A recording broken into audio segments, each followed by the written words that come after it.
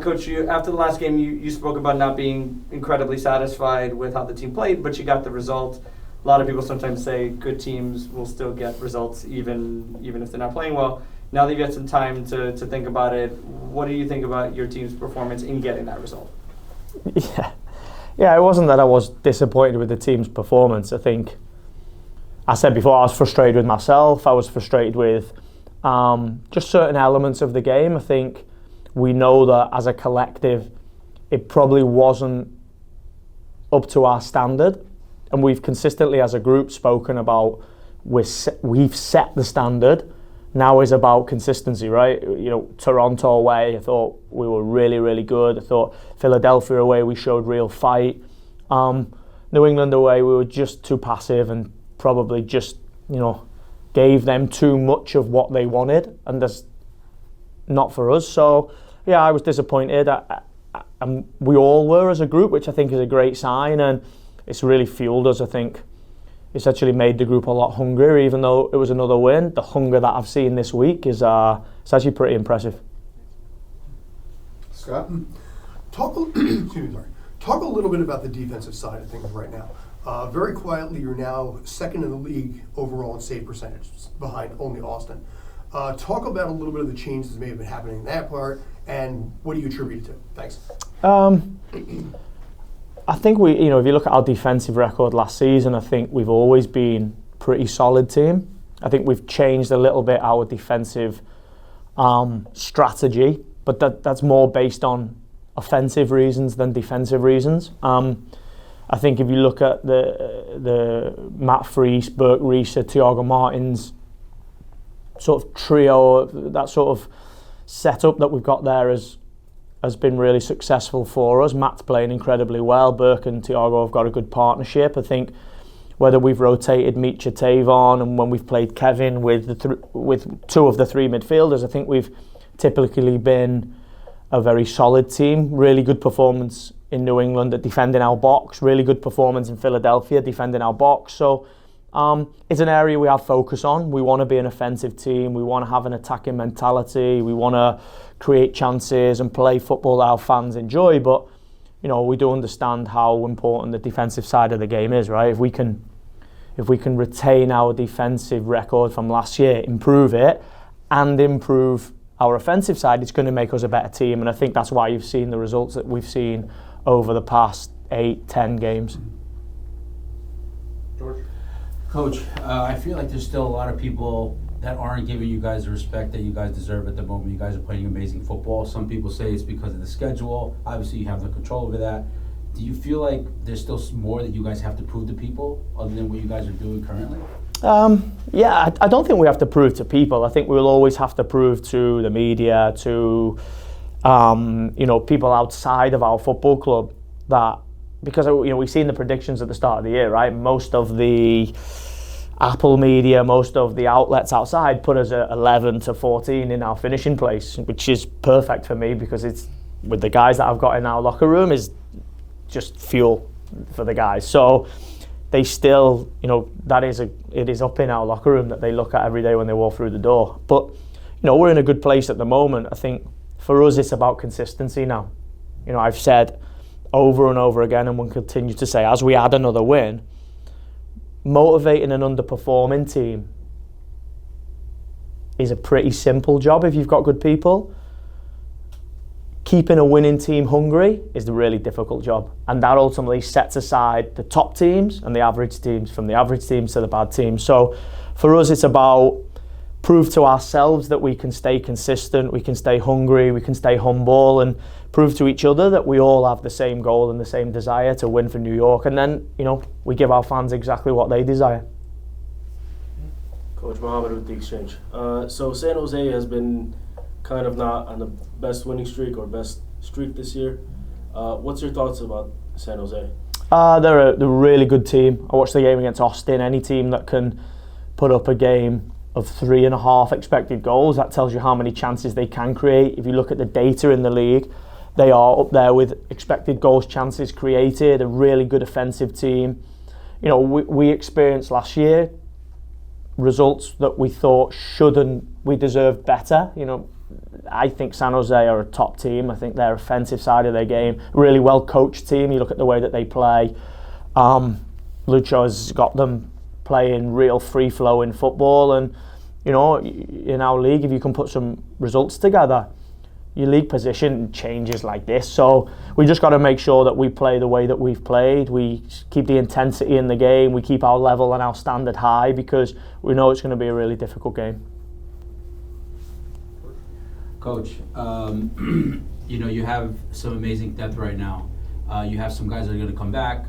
How do you have the conversation with the guys who may be playing or the guys who may be coming back and saying, like, everything's kind of working right now, don't want to fix things? How does that conversation go?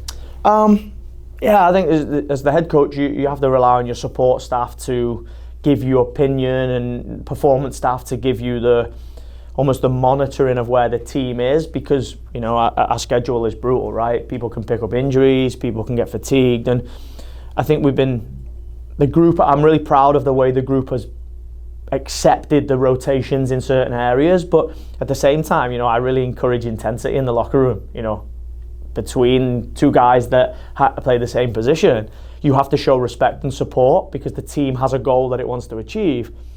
But you also have to not accept that you're not in the team, right? And the way you show that is on the training field. And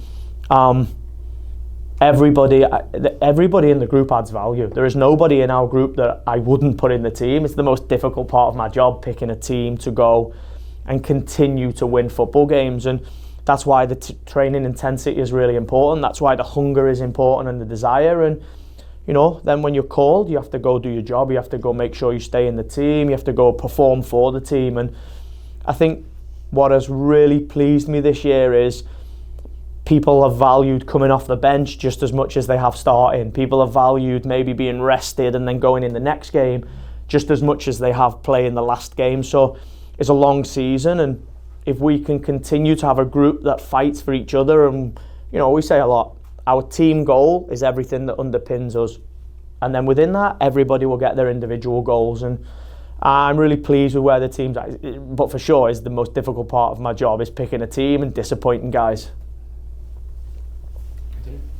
Coach, the next month is really important because, you know, we don't know yet who's going where with international duty. How important is it against a team like San Jose, again, not in the best form, to be able to pick up those 3 points and make sure that you kind of pad yourself in your playoff position before you start losing players to international duty? No, I totally agree. I think, you know, one thing that last year taught us as a football club is that every 3 points are really, really important. You know, if we'd have held on at Columbus last year, at Miami last year, at Atlanta last year, if we'd have, you know, got the winning goal in some of the ties at home, we would have made postseason. I think the difference between 3rd and 5th last year was 1 point. So, you know, it's critical that you pick up every 3, you pick up every 1 that, you know, maybe you're losing and you snatch a draw at the end. They're so critical because our league is so competitive. It's what makes it an amazing league to work in and compete in, because the competition is so even. So it's really important that you just make sure the next game is the most important game. Onto the Zoom, Oliver.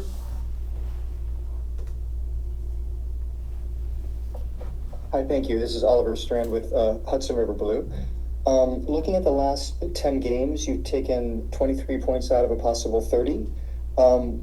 As far as I can tell, that's the second highest in club history. In 2019, there were 26 points taken out of a possible 30. You're on a 4-game winning streak, and I believe the club record is 5 games, also in 2019. These kinds of stats and these kinds of superlatives are the sorts of things that fixate sports journalists and fans.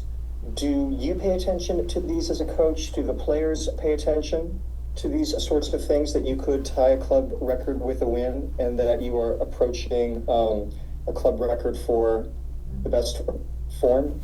I don't personally. The only stat that is imprinted in my brain is we've had 5 coaches and only 2 coaches haven't made postseason, and I'm one of them. So it will fuel me for every day that I work and every game that we play to make sure that we win the next game, because that is the most important game. It's a cliche, right? But it's fueled me through pre-season and will continue to fuel me for every game. The next game is San Jose, and yeah, I'm really pleased with the form, but form is only important if you continue to add wins, and that will drive me every day to make sure that I prepare this team for the next game. Christian? Hi, Coach. This is the last game before the international break. You've had a great run of form, as you touched on there. How nice is it that you get to finish that before the international break at home in front of the Yankee Stadium crowd? Yeah, I always think when you go on the road, it's incredibly difficult, and you know, we've got a desire this year to fix our away record, to improve on it, to add it to our home record, to solidify league. And when you go on the road and you get a win, the good part is most of the time the next one is at home, and I love playing in front of our fans. I love playing at home. It is, you know, the last game before we get a bye week and an international break. So it's a Friday night under the lights. It's going to be, you know, we've got to make sure as a team that we, you know, I think that the Red Bull game was an amazing game because of the atmosphere, the crowd, the amount of fans we got in, the way that we played. We just want to make sure that we deliver a performance every game that makes people want to come and makes people want to be excited and make noise and add atmosphere. And we hope there's a lot of fans in. We hope they're noisy because of the, you know, we encourage fans to be super noisy for us because it helps us. And, you know, we want to keep adding wins. Friday night, I'm excited, and I want to make sure that we start the game in a way that makes us, you know, really work together ourselves, the fans, and then go and get another win. Final one, George? Coach, with the break coming up and things going so good right now, are you kind of not worried about the break, or how do you try to maintain everything for these next little couple of days off and then come back and get right back into the groove? Yeah, I do think if you would have asked me, do I want the break now or do I want to push it, I'd have pushed it, and you would just keep rolling and keep playing and keep, you know, games are, when you're in this run, games are everything. But, you know, I think the nature of our league is that it does throw up many challenges. You know, in the future we're going from LA to Nashville to, you know, Atlanta to Orlando. We're going to have these stretches, and there's all different challenges, so rest is key. We just have to work with what we've got, right? I've always been a coach and a guy that is, just don't worry about things that are out of your control. The break is the break. We don't want it, but we'll give the players some rest. We'll use it to our advantage. I'm a positive guy, so we'll look at it as a great opportunity to rest, recover, and replan. I actually think we can it gives us a little period to do almost a little mini pre-season to look at what we've worked at really well, get San Jose, win San Jose, and then use it as a positive to continue. God, they all let me down. I always fought just to wear the crown. I'm off at these fucking clowns who were all taught they deserve an ounce. It's only worth it if you work for it. It's only worth it if you work for it. I won't stop till they hear me now. I won't stop till I wear the crown.